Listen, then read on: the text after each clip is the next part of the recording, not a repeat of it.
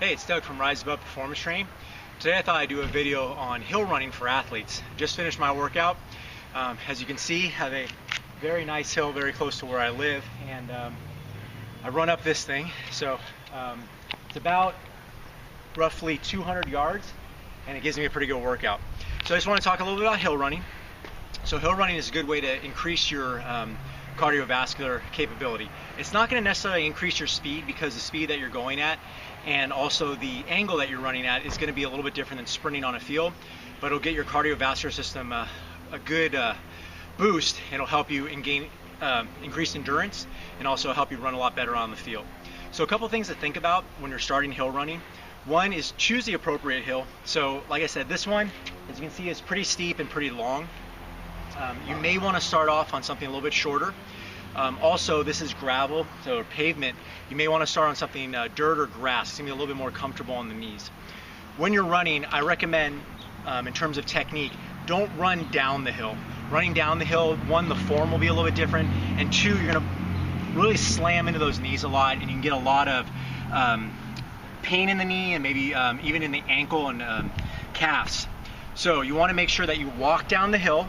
That'll also aid in your recovery. So once you hit the top, you can actively rest, walk down. When you hit the bottom, you can run up again.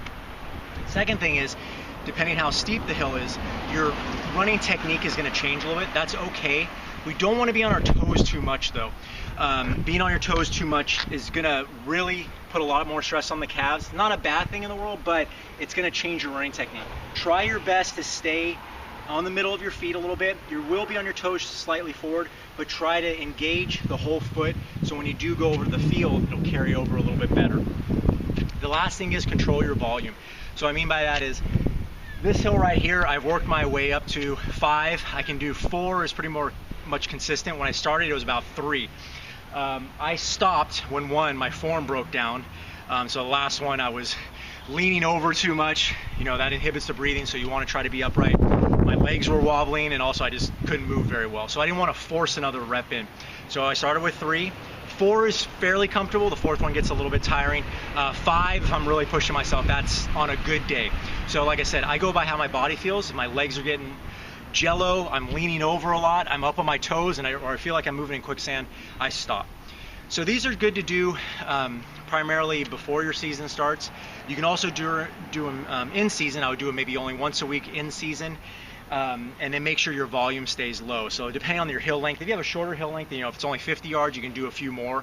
Like I said, this is about 200 yards. I do 4 to 5, so that's about 1,000 yards. So that's kind of where I stop there. So give it a shot. Let me know what you think.